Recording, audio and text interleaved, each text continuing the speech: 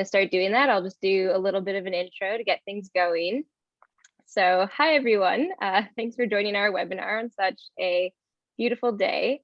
My name is Tess. I'm from Sustainable Kingston, and we run monthly or bi-monthly webinars. So make sure you check out our website for any upcoming events. Just so everyone knows, this will be recorded and posted online at a later time. But let's get things going. I'll just hand it over to Sarah and Stuart to begin. Wonderful. Thanks everyone for sharing. We'll just open up our slideshow, and it's great to hear from those who are sharing. Yeah, and welcome. We're really excited to have you with us tonight. Absolutely. And thank you so much, Sustainable Kingston, for hosting us. We're really honored to be here and really grateful for this opportunity. So welcome to the Urban Agriculture on a Budget, making your yard a food producing paradise. So we're going to be running this webinar tonight from 7 until 8 p.m. So if you need to duck out early, that's okay. As Tess mentioned, this will be recorded and we'll be sharing it with you online. So you can always catch up with us later. And before we begin, we do want to acknowledge the territory that we are situated on this evening. So we're here located on traditional Anishinaabe and Haudenosaunee territory, and we're grateful to be able to live, work, and play in this beautiful place. But we also need to acknowledge the colonial past that this land has. So we're grateful to be here and also recognize that. And that brings us to us. So we are Sarah and Stuart. We're the co-founders of Modern Locavore, and between us, we have a number of years gardening and growing things in all sorts of spaces, whether it be outdoors or indoors, and in small spaces and bigger spaces. And you know, we're by no means master gardeners by any stretch, but we have some experience, and we're really grateful to be able to pass some of that on to you this evening. And as some of you have done already, you're letting us know in the chat where you're from and what you're most excited to learn about today. And we will have some time at the end to ask questions if you have follow-up, but Stuart will go into that a little bit more shortly. All right, thanks so much, Sarah, for the introductions. That was lovely. So I'll give a bit of background about our organization to start with. Sarah and I are the founders, and we started this not-for-profit in 2020 with a mission to connect people with local food to build healthier and more sustainable communities.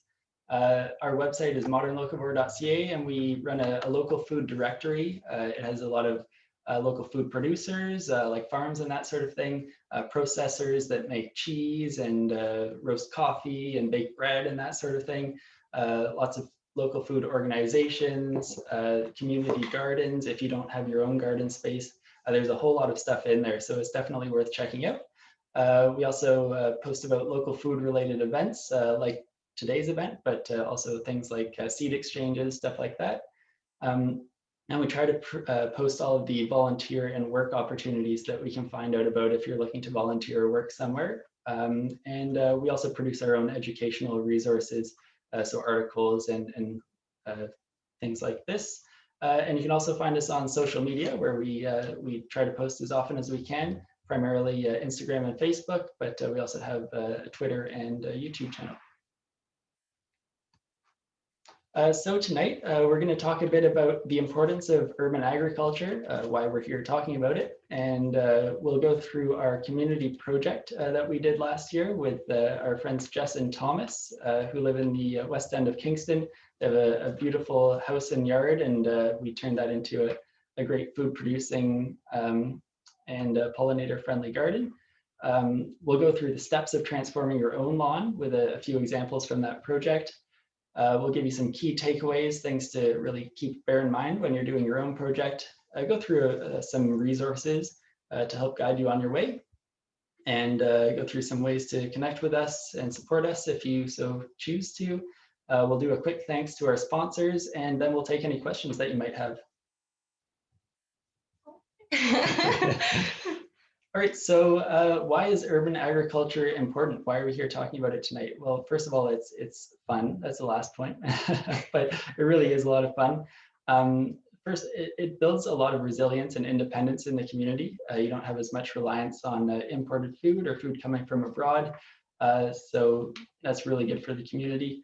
You get to choose how your food is grown. So you get to choose the method being organic or whatever method you choose. It turns idle land into productive land, not to say that all urban space is idle or anything like that, but often there's a corner of your yard or apartment that you could turn into a food growing area. It really demonstrates the value of food. It's certainly not easy to produce food. So when you do it yourself, it really shows you the value of it, and you're less prone to waste it, and you have a greater connection with your food and nature and people around you. It reduces the spread of agricultural lands to wild areas, so we don't have to chop down forests to build new agricultural lands. And it produces a habitat for beneficial species, especially in the way that we like to promote, sprinkling some nice pollinator flowers in there and making a bit of a habitat for insects and birds and stuff like that. And lastly, it's probably the most nutritious food you can get when you pick something fresh off the vine or off the plant. It's about as nutritious as it gets, and it's super tasty and super affordable. And like I mentioned, it's a lot of fun, and if you're doing it outside especially, it's great exercise. All right, so as Stuart mentioned above, we had the opportunity to partner with our dear friends Jess and Thomas last summer, and we did a community project with them and worked with them to help transform their yard. And so that's a picture of them with their garden, or their before their big garden came in. And they really wanted to create a space that had food production, but also was a really wonderful place for native pollinators to be. So that's them. And what that ended up looking like is this picture here on the right. So there's the before and the after shot, and that was in one season. So within a few months, we took this beautiful space and created it into a very productive, beautiful space. And you can reach out to Jess and Thomas. They're really open to hearing from people, and you can reach them on Instagram at Buddy P Farm. And they're really excited to share what they're learning and are open to answering any questions you might have about some of their methods or some of the things that they're doing. And I think they're here tonight. So hey, Jess and Thomas. Yeah, so check them out. They're awesome, and they've really hit the ground running. They've had a lot of passion, and we're really open to doing things in a different way. And we're going to be touching on some of the aspects of their project tonight in this presentation, but we'll also go over some of the other methods that you can use depending on where you're at with your budget and what you're interested in doing in your space. So this is just one example that's been done locally in Kingston, and I think it's really inspiring. And I'm so excited to see all the work that they've done and that they're continuing to do. So keep up the great work, guys. Great, so we're going to start with just an overview of the workflow that we envision when you're undertaking a project of your own. So this is kind of seasonal in nature. So you could envision kind of starting in late winter, early spring, and then following this process through to late fall, early winter. But also you can have microcycles of this. So as you make smaller improvements to your garden, you can kind of go through this cycle as well, minus some of the more specific items, but it definitely holds true. So you'll start by wanting to do an evaluation of what you have, dream up and design what you want, research and make plans for how to get there. You'll want to source your materials. If you're doing an outdoor garden and your method necessitates it, you'll need to potentially kill the grass so it doesn't interfere with your new garden. You'll want to build and fill raised beds. Again, that's an option, but we'll also go through container gardening and briefly talk about indoor gardening and that sort of thing. Next you'll want to plant once you have your beds ready. And then it's a matter of taking care of your garden, tending it, sharing, and enjoying it. And as you go through this process, we encourage you to reflect at every step and just think about what you could tweak, what you want to do differently, that sort of thing. Yeah, and remembering too that, you know, any process like this, or anytime you're going to be working on transforming your yard or working on your garden, as many of you probably know from being people that have gardens already, potentially, you know, it's always a work in progress. So there's always an opportunity to reflect and change things and improve as you go. So This is meant to be something kind of what we used to guide our process last year when we worked on our community project with Jess and Thomas, was just kind of like the, how it worked out in the cycle, but we just wanted to share this in case it's helpful for you in planning a bigger project of your own. Mm-hmm. Right, so first up, you'll want to evaluate what you have, what you want, what you need, that sort of thing. So first of all, what skills and equipment do you have access to? So that's going to be a big determining factor in what you're able to do. So, do you have how much time do you have? What skills are you able to provide? What's your budget? So it's really going to be a trade-off between time and budget a lot of the time. So if you have a lower budget, you might need to put in a bit more time. If you have a higher budget, you might need to put in a bit less time. You might be able to hire people to do some of the work, or you might be able to source kind of pre-made things or more refined materials, that sort of thing. And that will kind of dictate how large of a project you're able to take on as well. So how much time you have will impact that. And you also want to consider what's already in place. So take a good walk around your garden or your indoor space if you're gardening indoors, and take an inventory of what's already there that you like, what you don't like, that sort of thing. And importantly, especially if you're outdoors, is where's the sun and where's the shade? And that's not going to be consistent throughout the year. In the early spring, we don't have our leaves yet. So you have to kind of see where the trajectory of the sun is going to be and plan accordingly. The sun is a bit higher in the sky in the summer. And likewise, indoors, you'll want to find your sunniest window, and that's going to be your gardening spot. Yeah, for sure. And also just wanted to mention too, if you do have trees in your yard, being mindful of where they are and where their roots might be, because that's one thing that sometimes folks forget about, is just taking those in consideration too, so that the trees can continue to live and thrive for the years to come. That's a great point. All right, so once you've had a good think about, evaluating what you've got and what you've got to work with, then you get to go into dreaming and designing, which you're probably already doing if you're here. So, just kind of putting reality aside for a second and just going, okay, what do I really want to include? What are the most important elements? What do you want that space to look like? And kind of just locking yourself into this wonderful dream world of what your space might look like. What would go where? And then also importantly, in terms of designing, like where are your lot lines? And this is one thing that often people don't think of, and one thing that was really brought to our attention with Jess and Thomas. As you can see on the side here, there's their lawn before and then afterwards. And when we were working with them, we were quite surprised at how large the road allowance was. It was almost half of their front yard. So just being aware of, where your lot line ends and where your utility lines are. So you can call, and we'll go in that in the resources a little bit later, but about how to figure those things out, just to make sure that you're aware, if work needs to be done in the road allowance, that might get dug up. So just being mindful of that and making sure you're not putting too many resources or plants there in case it needs to be dug up for maintenance. It could be really disappointing. So taking that into consideration in your design is super important, and also really important for maintaining good relationships with your neighbors.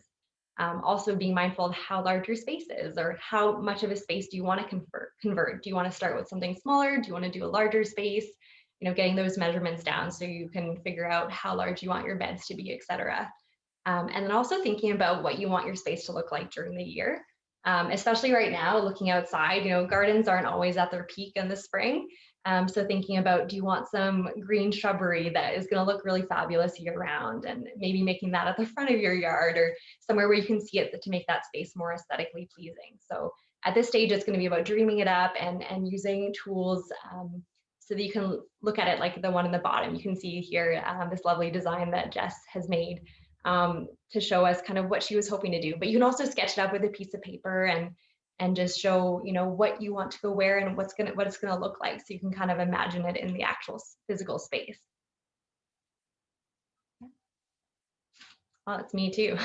All right, and then from there, so once you've got an idea, what skills you've got, what you want that space to look like, then it's good to kind of jump back into full in reality mode. And this is kind of something that's really important that people don't often think about. If you've got a set budget, especially, just figure out where you're going to get your supplies from and how much they're going to cost, because that sometimes sneaks up, especially this year. Lumber is double the price as it was last year. It's crazy expensive. It just blows my mind. But trying to figure out, okay, if this is my budget and I want to work with this budget, where can I get my supplies from? We're going to go over some resources later, some places where you can get supplies on a budget, and those should help out a lot. But just kind of doing some research so that you're not caught off guard and you get into a huge project and then suddenly you're in way over your head and it's really expensive. So I highly recommend doing some research in advance and also figuring out if you're going to need help from outside your household. So if there's something, for example, if you're not comfortable with power tools, is there anyone in your circle or your network that you could reach out to and say, hey, can you teach me how? Or hey, would you be able to help me out with this? Or hey, can I trade you some produce that I'm going to grow this year for your assistance, or something like that. And so that you have everything lined up so you can hit the ground running and make sure, I'm feeling really confident. I've got the money, I've got the resources, I've got the assistance, everything's all lined up, and I can really take on this project full-heartedly. And then from there, coming up with a work plan. So it's often good to work backwards and go, okay, I know I want to have everything in the ground by this date. What do I need to do building up to that time period? So coming up with a timeline, the different tasks you're going to need to achieve, who's going to do what if there's more than one person involved, and then other important details. So like, okay, this is when that order is coming, or this is when I need to order my plants by, or I need to have, this is when I need to pick things up, or when when I need to have the soil delivered, and just kind of getting everything lined up so you can have it on a calendar, and so that everything is going to get done in time. I'm not going to be sitting there with no garden bed and suddenly my plants are here. So it's good to be organized so that everything's kind of effortless. And something I feel really strongly about, because it can get really busy, especially if you're doing a big project. All right, now that we have our plan in place, it's time to take action. So we'll want to figure out what tools you need for the project. And I'll come back to that a bit because it can widely vary depending on what you're aiming to do. If you do decide that you need to kill some grass, then cardboard and contractor's paper are really the best items for the job. Cardboard can often be found for free. Contractor's paper can often be found at any hardware store or big box store and isn't terribly expensive. It's just like craft paper. You might want some wood or lumber if you want to make some raised beds. Like Sarah mentioned, wood is quite expensive this year, so pallets are often a free or inexpensive option, and take a bit more time to work with because you have to take them apart first, but it is definitely doable. Jess and Thomas used them with great results in their garden. They might not hold up quite as well as a cedar wood or something like that, but they certainly work well. It's important to make sure that they are heat treated pallets. That's very important to stress. So if you see the photo in the bottom right hand corner, that's a stamp saying that it is heat treated. Note the HT. If you don't see HT or you're not sure that it's the right HT or something like that, just steer clear. Better safe than sorry. There can be some toxic chemicals in there. You might want some wood chips for your garden, especially if you're killing the grass. That kind of goes hand in hand with cardboard and contractor's paper, or can make for some nice pathways between in-ground beds, that sort of thing. You might need some soil. We'll let you know where you can get that from later. Seedlings, plants, again, we can let you know where you can find those locally. You might want some rocks, bricks, stones, that sort of thing. If you're making borders, I mean, there are lots of options for garden bed borders, but those are some that we quite like. And you might also need some containers if you're doing a container garden or growing indoors. That would be like pots and that sort of thing. Could even be yogurt containers or glass jars, whatever you're able to find, really. And like I mentioned, tools, I mean, it can range from nothing to a whole lot. So you can do a lot with nothing. Like I mentioned, if you have a yogurt container, you can grow some lettuce in there or something like that. But typically a shovel is a good idea, or a trowel. You might want some garden gloves. If you're working with wood, then saws, maybe drills, hammers, that sort of thing. So you'll kind of have to feel it out as you go, depending on what your goals are. But rest assured that you don't need much to get going. I'm just going to add a couple of things. So in terms of the contractor's paper, it's actually a fair bit thicker than the craft paper, and you can get it at places like Home Depot. It's normally about $20 a roll, and it is a little bit thicker. And the goal with that is that you want to be able to smother the grass and keep it down once you put wood chips on it. But we're going to go into that in a bit. I can't remember what the other thing was, so it must not have been important. But yeah, I just want to let you know, don't use craft paper. It might be a little bit too thin, but the other stuff is actually pretty affordable. It's a lot more convenient to use as opposed to cardboard, but just make sure it's 100% paper when you're using it. Yes, thank you so much for clarifying. I meant to say it really looks like craft paper, but yes, it is definitely distinct from craft paper. Yeah, it's like the stuff, you know, if you're ever doing work inside your house and you want to keep the floor safe, it's like the brown paper roll that rolls out. It's amazing. All right, next up, once you have gathered some materials, you might want to start your seeds early before the growing season. So here we have our nice little tomato plants just getting going. We started those about a week or so ago, but now is a perfect time to get started for tomato and peppers and other heat-loving plants. So what do you need? You'll need some little pots, some soil, some seeds, and a warm and sunny spot. Seeds love to start in a damp and warm area. We have little peat pots here, but you can pretty well use anything that will hold soil, yogurt containers. You don't want it to be too big, but nice little containers will do. If you don't have a bright window, you might want some additional lighting. Typically, this would be a fluorescent or LED light. And you usually want the cooler spectrum of light, which is good for leaves and that sort of thing, but not as good for flowering. So there's a cooler and warmer spectrum. Warmer is a little more red in tone. So you want like something closer to the blue spectrum. You'll also want to read your seed packets for whatever you're growing from seed. Typically, there are lots of instructions on there for when you need to start them and what sort of conditions they like and when to put them outside, that sort of thing. Also, the internet has lots of resources. You can just do a Google search for whatever you're growing, and because every plant has a different needs, and it's especially helpful if you just get seeds from a friend without a packet or something like that. Yeah, that's very true. Or even sometimes at a seed swap, or if you went to Seedy Saturday recently, I'm sure the people there were helpful, but sometimes you get random things, you don't exactly know what to do with them. So. Right. I was opening the chat to see if anyone had added anything. All right. So that brings me to, one of my favorite parts. I love scooping wood chips. It's one of my favorite things to do. But if you are planning on doing something where you want to remove the grass from your property, one thing you can do is you can recycle or repurpose that grass, which means you need to really, basically kill it off. And one way you can do that, ideally, it's great if you can start in the fall, because then you can get a jump start on that decomposition process over the wintering months. But if you're starting now, that's cool too. Just keep in mind that you might not be able to plant directly into that in the next month or so. But one thing you can do is you can lay down either your contractor's paper or your cardboard, and you want to make sure it's all overlapping. You don't want to have any gaps whatsoever, because if so, the grass can get through and it can spoil your plans. And so what you'll want to do is get that contractor's paper down, or the cardboard boxes, making sure all the tape and the staples and the stickers and stuff like that, you don't want any gross plastics in your garden. You want to have those all overlapping, and then you'll want to soak it really well with water. And that just basically helps to soften it up so the decomposition process can start a little faster, and the worms can start getting in there and eating all of it and breaking it down.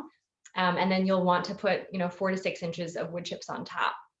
And that's something you can do if you're doing pathways in between your garden beds, or if you just want to kind of start working towards having an area, like let's say you don't want grass and you want to put something like red clover or a really cool alternative greenery option in your grass that you don't have to cut.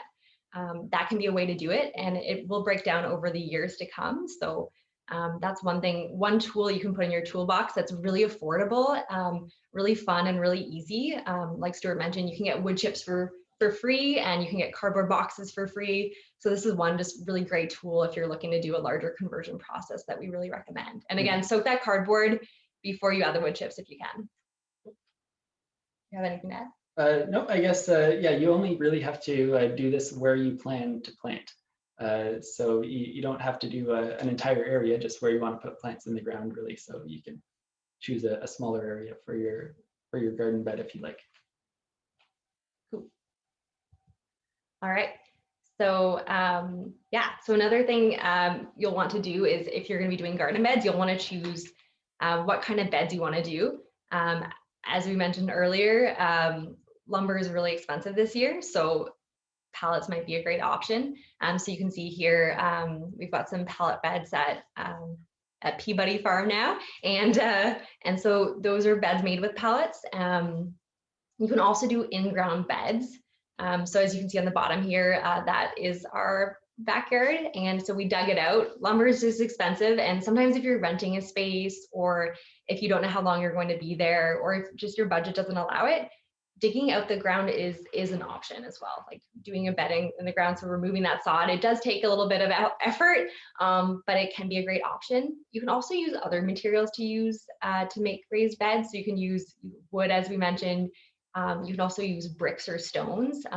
Also, sometimes you can get metal containers, things like that, just to keep the soil in space. So you don't have to run out and buy super expensive lumber, especially if this is your first time gardening and you don't know if you're going to like it. There's lots of creative solutions that you can use.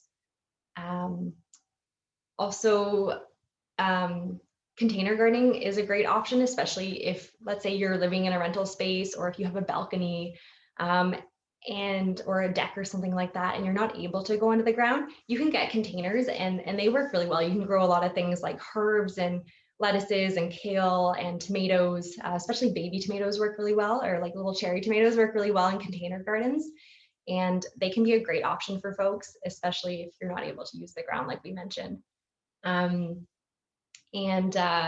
Also raised beds are great if you are worried about, like, let's say you just moved somewhere, you're not sure if they've used chemicals on the lawn, or if you have concerns over the soil quality or contaminants, or if you have accessibility needs, or if you just really don't like weeding. A raised bed can be a really great way of avoiding that. So you're starting with fresh soil.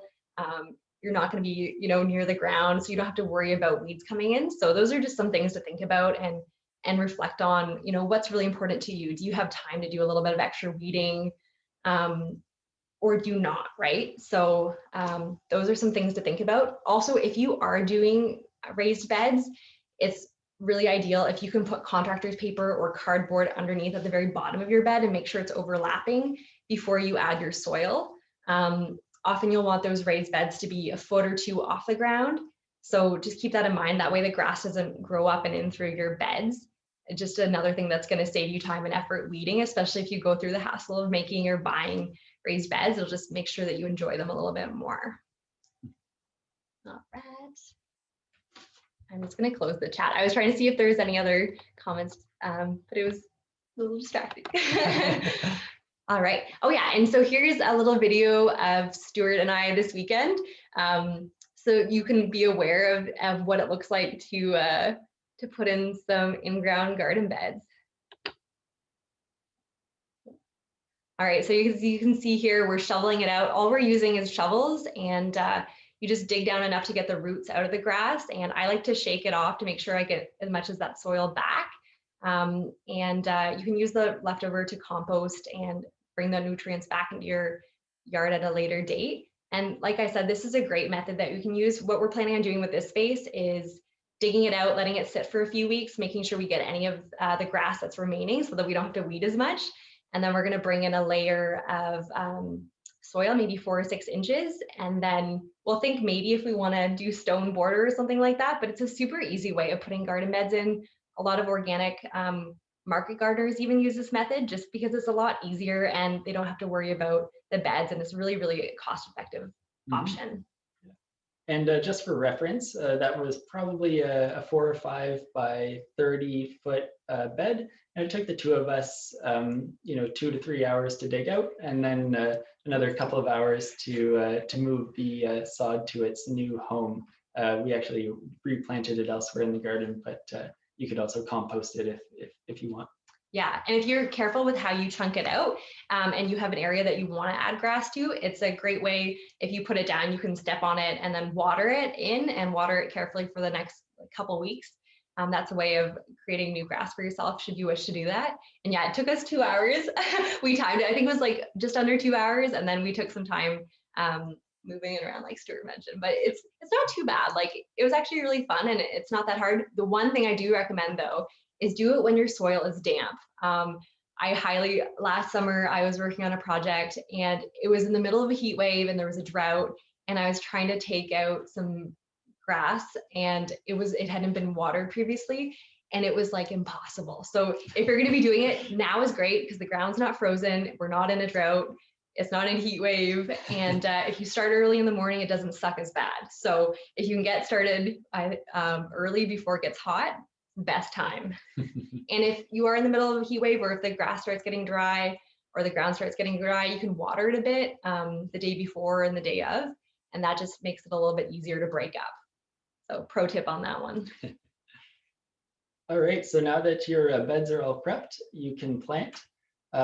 Typically, people would consider our last frost date around May 24th or end of May.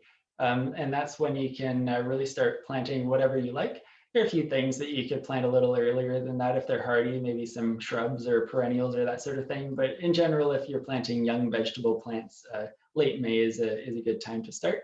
But check your weather, make sure it doesn't get too cold overnight. Consider cold frames or greenhouse if you want to extend the season. A cold frame is really just a small portable greenhouse that is temporarily in place, and then once the plants kind of reach the height of the cold frame, you pop it off and on they go. But this just allows you to start a little earlier and end a little later in the season when frost would normally kill your plants, but it's a little warmer inside the cold frame or the greenhouse. And also consider rotational planting. So something like a tomato, you would only plant once. You plant it at the beginning of the year, and then it grows throughout the year, and then you harvest later in the year. But other things like lettuce, it's really nice to have 2 or 3 plantings of those throughout the year. So you plant lettuce early, and then it grows, and you get a nice big plant, and you harvest it maybe once or twice. But then a couple of weeks later, you put in your next lettuce so that it's ready to go. When that prior lettuce has already been eaten or is maybe dying at that point or something else. And also lettuce, as an example, does better in the cold weather. So you might do a planting early in the year and then do a planting later in the year. So you don't have, lettuce that's really struggling throughout a hot summer or something like that. And depending on what you want to plant, you can just do a little bit of research and figure out, is this something I plant once, or maybe I want to plant it a couple of times throughout the year. Yeah, and that will also save you from having like 30 lettuce plants all at once. There's only so much green leaf lettuce that one could eat, as you've probably noticed if you've ever had a CSA share. It's good to kind of budget your vegetables as the summer goes on, rather than just having a big, big basket of lettuce all at once, because it's hard to preserve, especially the lettuce. Yes. Also, lessons hard learned. All right, so a bit of a promotional moment, but if you've been watching any of this and you say, whoa, that looks like a lot of work. Well, our sponsors, uGrow, are happy to help you out if you want some hassle-free raised beds and a vegetable garden.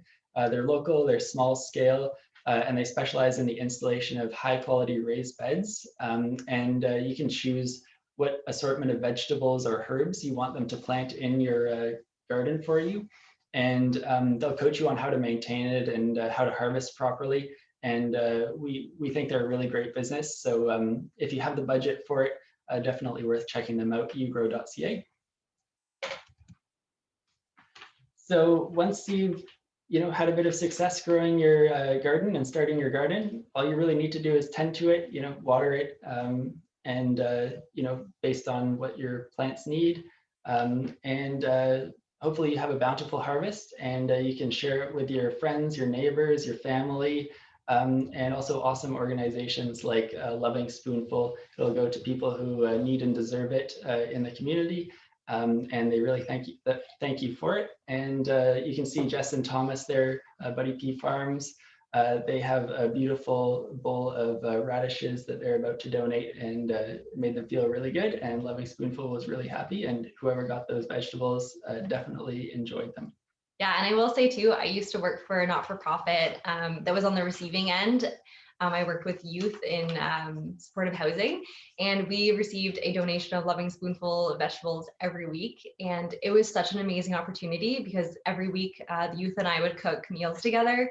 And it was so amazing having like delicious local organic vegetables, and it really made a difference for them, and it really made a difference in our house, and they loved it. It was a great learning opportunity. We'd get all these really unique vegetables, and they'd be like, "How do you use this?" And we'd learn how to cook it together, and it's just such an amazing opportunity. And so those donations are really valued, and they do a lot of good for our community. So I know firsthand from experiencing that, and yeah, it's amazing. So if you have a chance, check them out. Loving Spoonful is great, and they do amazing work in our community.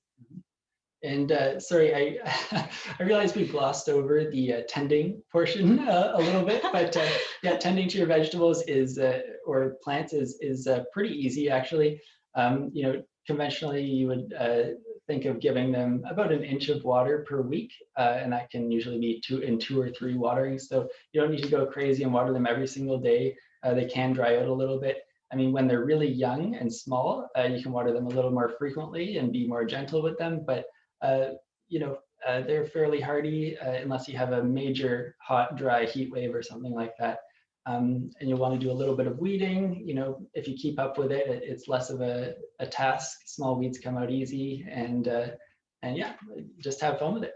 Yeah, and another thing too to keep in mind, if you are planting into the ground, like if you're doing in-ground beds, you'll need to water less frequently because they'll have access to the groundwater that's there. If you're using raised beds, you may need to water a little bit more frequently, but again, if you allow your plants to learn how to be thirsty, their roots will grow further looking for water, right? They're gonna have a stronger, hardier root system, and the plant will become more resistant. But if you kill them with water, you give them too much water, or spoil them with water, I should say, they won't build those deep root systems, and they won't be as resilient. So I know it's really hard. I would have a hard time, maybe not giving them too much water, but keep that in mind that you are doing them a service by not giving them too much love or too much water. You can give them all the love you want, but you don't need to give them too much water. Right.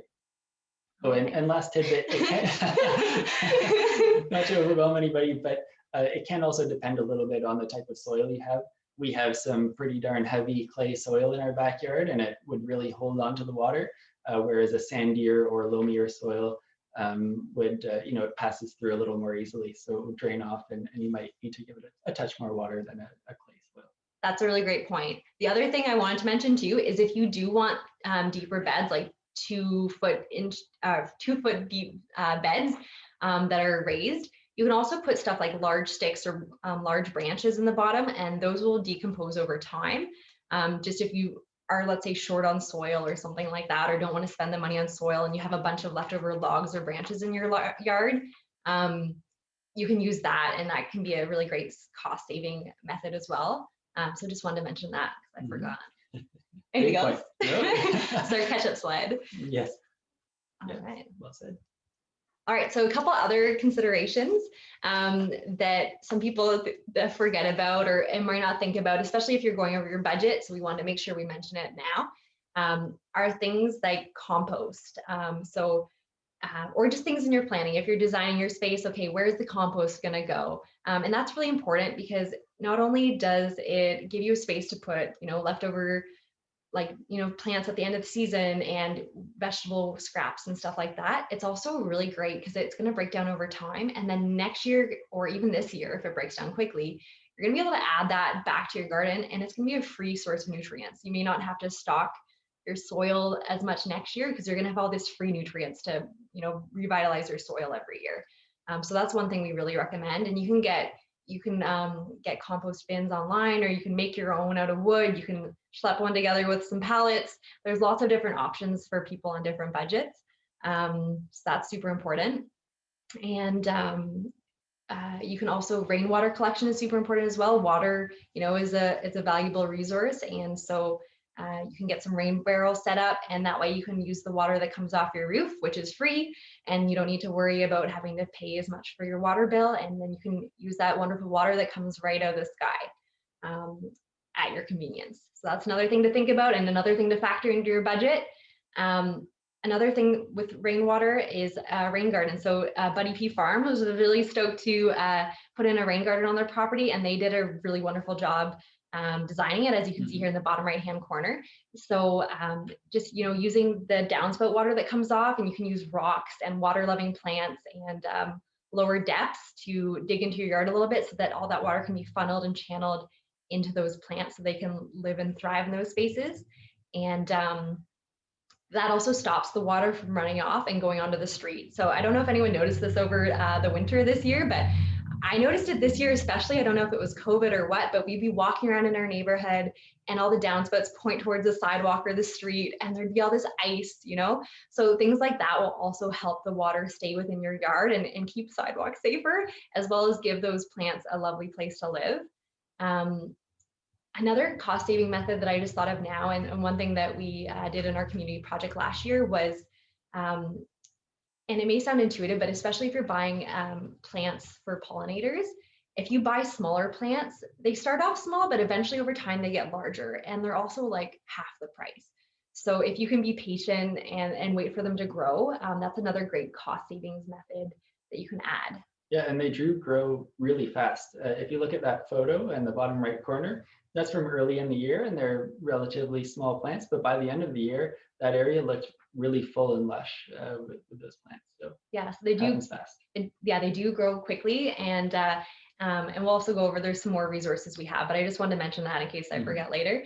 And another consideration you'll want to think about is animal or insect friendly features. So having things like a bird bath, or there's also like bee watering holes. So having like a bowl of water with some rocks or marble so that, insects can land and not drown in the water. So things like that, as well as having native pollinator plants can be really, really helpful and beneficial to your garden, because not only do they attract pollinators to your space to pollinate all your vegetable and fruit plants, but it's also like just really a lovely thing to do, and it really beautifies the space as well. Mm-hmm.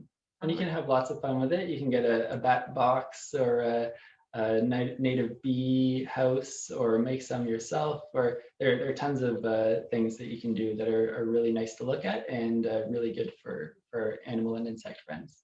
Yeah, absolutely. And another thing I wanted to mention as well is, as tempting it is as it is to have like a picture perfect garden, is allowing to have some like wild spaces in your yard too, right? Like having some spaces, because pollinator species often need those places to overwinter, or to lay their larvae, or to bury underground. So they need different habitats. So if you're always cleaning up and tidying up, they may not have as many spaces to live. So it can also be really important to have some wild spaces in your yard as well, so they can live there. Mm-hmm.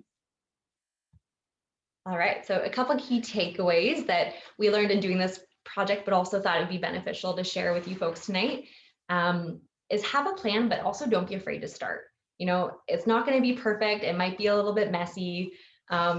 Things may not go according to plan, but don't be afraid to start, like even if it's starting small, like just, do like one garden bed or a couple of containers, and just, get a feel for it, see if you enjoy it, and just get a shot at it. Also, another thing is, life always finds a way. Plants want to grow. If you give them some water and some sunlight and some good soil, those seeds are going to want to grow. And if they don't, it might have been a bad batch of seeds, so don't worry, no one's perfect at everything. There's even organic farmers that sometimes year to year, like last year, for example, we had a really bad year for potatoes. So don't beat yourself up if things don't work out perfectly, but just, give it a shot and do your best. And don't worry if you make a mistake. It's constantly a work in progress, and constantly an experience where you can learn and grow from year to year, because the seasons will be different, the temperatures will be different, the conditions might be different. You might have a like a squirrel problem or a rabbit problem you need to work out. I remember a couple of years ago, we were living somewhere, and I think we planted kale like 4 or 5 times because the rabbits kept coming and eating it all, and I would be heartbroken. And then Stuart would go out and buy, we do more kale, and they just kept eating it. So things like that happen, right? Or you might want to learn how to deal with different pests or things like that. So yeah, don't feel discouraged if things don't always work out 100%. All right, another important lesson is call before you dig. So we're going to go into that in the resources, but make sure you know where your utility lines are so you don't start digging and hit a gas line or a water line or something like that. Would be really unfortunate. And also, like I mentioned earlier, be aware of where your lot lines are, so you can be mindful of that in your planning process. And last but not least, build community with your neighbors. So regardless of whether you're doing your front yard, your side yard, your backyard, it's a great opportunity to engage with the people in your community. We noticed even when we were working on the community project last year with Jess and Thomas, their neighbors were amazing. You know, like folks would come by and give suggestions on how to grow things, or, you know, say hello from the street or say encouraging things. And it's a really great opportunity to build community and build relationships and work towards interdependence in your neighborhood and really like build that community piece, especially these days that we're really missing with COVID. So yeah, do reach out and engage with folks in your community. Yeah, it's a lot more interesting to talk about than a swath of grass. Yeah, exactly. It's like, how often do you water this grass? Yeah. So green. But yeah, it's a great opportunity to actually inform and teach other people too, because we can all learn from each other. And yeah, it's lots to chat about for sure. Oh, this is me too. That's you too. All right, so some resources. So as I mentioned before, there's the call before you dig. So that's Ontario One Call. And you'll want to give them about a 5 business day heads up of when you want to they'll come and literally drive by and spray paint where the utility lines are. So we actually just had it done on our yard so that we would be aware of where those things were. And they're great. You don't have to interact with anyone. You just call and they spray, and then it's all color coded so you can figure out what it is. And another useful tool that City of Kingston have is called the Planning and Development Map. And again, all these resources will be available for you in the show notes or wherever. We might make the slides available to you, and that way you can just click and go right there. But it's a really great interactive web map, and there's actually a measure tool, so you can see approximately how large your property is and how wide and whatnot. And you can also see where your approximate lot lines are, so you can know, okay, where's the road allowance, where does my yard start, where's the side yard. And you can use that as a great tool, and it's super helpful, and it's available for free as well. You can also use Google Maps. So if you go above, you can look at aerial view and you can kind of see where things are, and you can take a screenshot, pull it into Paint or different tool. Image editor. Image editor, yeah, that's the word. He's the computer guy. And so you can use that to kind of mark it up as we did earlier when you saw with the community project. So you can kind of paint around or print it out and draw on it. So you have something that's representative of the space. You can also do that with the development map as well. Also, a couple of great places to find free or affordable resources, which I've stumbled upon or we've stumbled upon, and they've been great. So places like Facebook Marketplace, and there's also a lot of groups on Facebook. We'll just list a couple of them now because they took a while for us to find when we moved to Kingston. So there's Garden for Good YGK, which some of you are probably familiar with. That's run by Loving Spoonful, and they're awesome. You can often post there, and people are super excited to help, whether it be like advice or free stuff or things they're willing to lend you, which is great. There's also neighborhood groups. So regardless of what neighborhood you live in Kingston, you can sign up and kind of get to know your community that way virtually. And folks are often really willing to share. We used to live in McBurney Park, and people were always really excited to share. Oh, someone's underlining. That's we cool. have an artist. We have an artist, yeah, resident artist. Apparently a big fan of Permaculture Kingston community. But yeah, there's also Kingston, Ontario Gardeners and Permaculture Kingston Community. There's also, I can't remember what it's called, but there's like a free group specifically targeted at your neighborhood. So if you're in Central Kingston, for example, there's like free groups specifically on Facebook. So check those out too. Also, Kijiji is a great resource. There's pages on there where you can find free stuff or things to give away. And you can also put up lists where you want stuff as well. Yep. And YouTube's also a great resource. There's so many educational resources, and even when we're watching dinner, we'll often be watching YouTube and trying to learn from other gardeners and just see different methods that they use and different things that inspire us to try new things.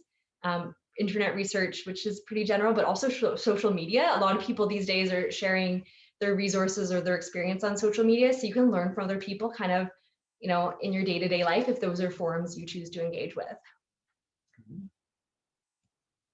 Oh. All right, so these are more along the lines of, Sarah's going to erase the yellow line. Just so y'all can see. All right, we're good. Back in business. All right, so so these are more along the lines of things that you'll need. So soil, we've had great luck with El Martin. Their garden center, they deliver for free in town, and they have a really great triple mix. It feels amazing. It's very nutritious. And you can figure out how much soil you might need using the Park Farms website. They have a calculator on there. You can plug in, oh, my bed is 10 feet by 4 feet, and it's 6 inches deep or something like that. Just plug in your numbers, and it'll tell you how many cubic yards you need, which is kind of like the going measurement for big quantities of soil. You can get free wood chips from just about any arborist because they typically have to pay to take them elsewhere. So Justin Thomas used Arbor Care Tree Service, and they were really great to work with, really considerate. And they're a local business. You can find lumber and wood at Glen Supply or Card Lumber. They're both local organizations. Might be a bit pricey this time of year just because of our current situation, but in general, they're fantastic. You can get local organic seeds from Kitchen Table Seed House. You can find them online at Terra Foods or Limestone Organic Creamery. And these seeds are really good because they're grown just over on Wolf Island. So they're acclimatized to our climate and our growing conditions, that sort of thing. Like we mentioned before, check out our directory. There's tons of stuff in there like Kitchen Table Seed House, and as well as places to find seedlings like Patchwork Gardens, Roots Down, Root Radical, Main Street Urban Farm, that sort of thing. And also check out the Habitat for Humanity Restore, and that's more for building materials. But they have lots of good used stuff that's been saved from the scrapyard. And you can also take your stuff there that you don't want anymore that other people might like as well. So keep that in mind. Yeah, if you're doing renovations, they'll take donations. I'm not sure about right now, so you may want to call ahead, but they have great supplies. They're out on, I think, Gardner Road. Yep. Yeah. Yep. Super fun and great inspiration too. If you're doing a project, go there. I don't know if they're open right now because of the lockdown, but it's a really great opportunity to get stuff on a budget for sure. Yeah. And here's a closing photo of Buddy P Farm, Justin Thomas's garden project late last year. You can see it looks absolutely stunning. It's lush, productive, and beautiful. And they're making even more improvements this year. I mean, a garden project, is it ever really over? Probably not. So you can keep up with them on Instagram, check them out. We'll have the link to their Instagram page is earlier in this presentation, and we'll make that available. All right, we'd love for you to connect with us and let us know what you thought of the presentation. Get in touch, shoot us an email, info@modernlocavore.ca. Check out our website, tons of great resources. We go in depth on a bit more stuff that we talked about in this presentation, and we're going to be producing a lot more educational materials as well. Subscribe to our email newsletter, lots of cool stuff in there, and you can keep up with what's going on in Kingston regarding local food. And follow us on social media. We're most active on Instagram and Facebook at Modern Locavore. We don't post to Twitter that often, but if you like Twitter, hey, check us out anyways. And we do have some amazing sponsors that help keep our lights on, but please do consider donating to Modern Locavore so we can keep doing more of this and kind of expanding our reach in terms of educational material and that sort of thing. And a huge thank you to our sponsors. They really make this possible and keep our website and what we do going. We talked a bit about UGrow. They're amazing if you want to do a project like this. North Rose Coffee makes incredible coffee, organic and fair trade options as well, roasted same day that you pick, that you get a delivery most of the time. And huge thanks to Kingston Community Credit Union. We have our account there and they've been fantastic. They're just great people, and we like to keep our money local, and it benefits the community as well through local business loans and mortgages and that sort of thing. Yeah, and also North Roast Coffee does free delivery in town. Yes. So if you're wanting coffee, but you don't want to leave the house because it's crazy out there right now, call North Roast and they'll hook you up. Yep. And they're super nice people. Yeah, super nice people. Thank you so much, everyone. I'm realizing we're really close to time. I'm so sorry. I don't know where that 55 minutes went. I guess we started a wee bit late. We're happy to stick around if you are. Yeah, exactly. If you have any questions, thank you so much for your presence here tonight. We really appreciate you being here, and we're really grateful for this opportunity. And if you have any questions, feel free to write them in the chat box. If you have other follow-up questions, do reach out to us. We're happy to take any questions or comments. Also, if there's other content you want to see us creating, drop us a line. We really want to create things that people find useful, and really would love to contribute to the local food system in our community. So any feedback you have for us, let us know. We're happy to hear from you at any time. All right, we're going to open the chat and see what we've got. Yeah, and thank you so much. That was wonderful closing remarks. All right, I'm going to I might stop the share so that we can see the chat better. Yeah. All right.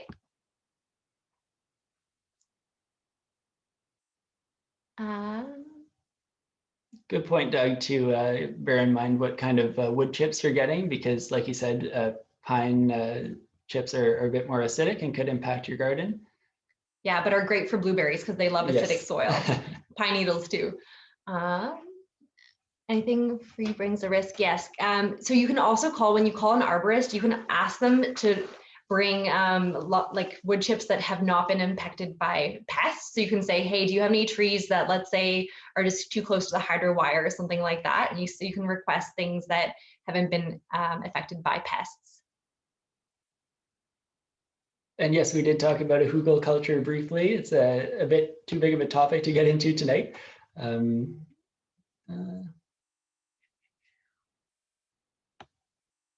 Thank you for the positive comments. We really appreciate it. Yes. Okay, angle lot. Yeah, I assume that means there's a slope on there that you have to account for.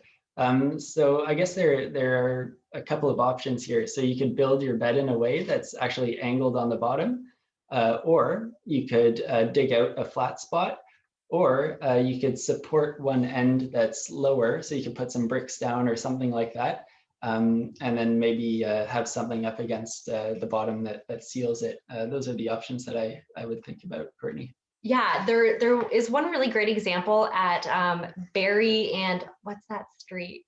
It's like just north of Skeleton Park. They did like it's called terrace gardening, and so they were doing experimental gardens. So if you're looking for inspiration, yeah, it's a really sweet place. Patrick.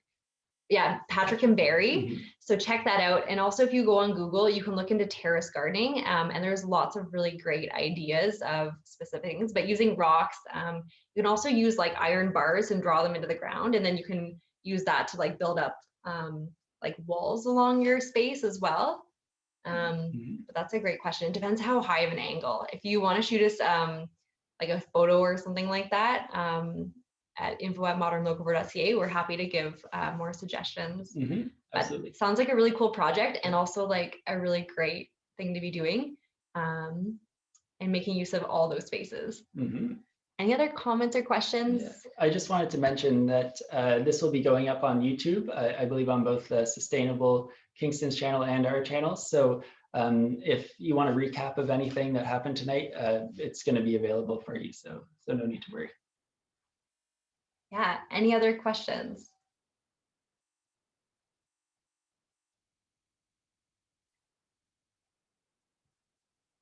Oh.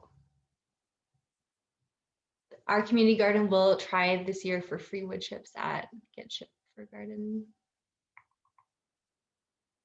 Do you want to do the scrolling? I'm not used to your laptop.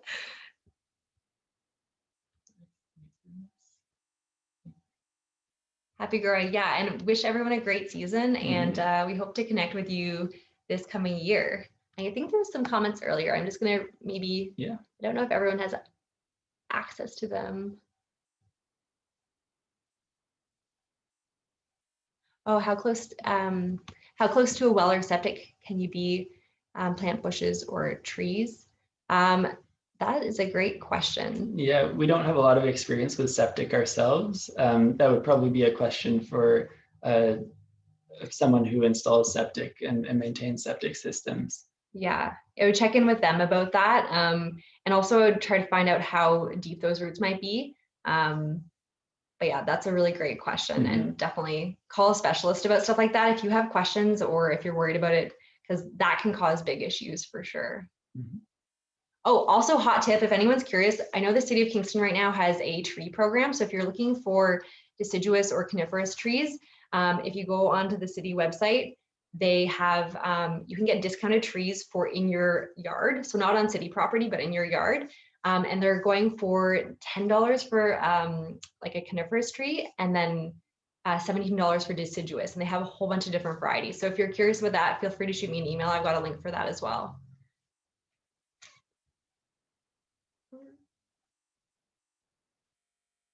All right.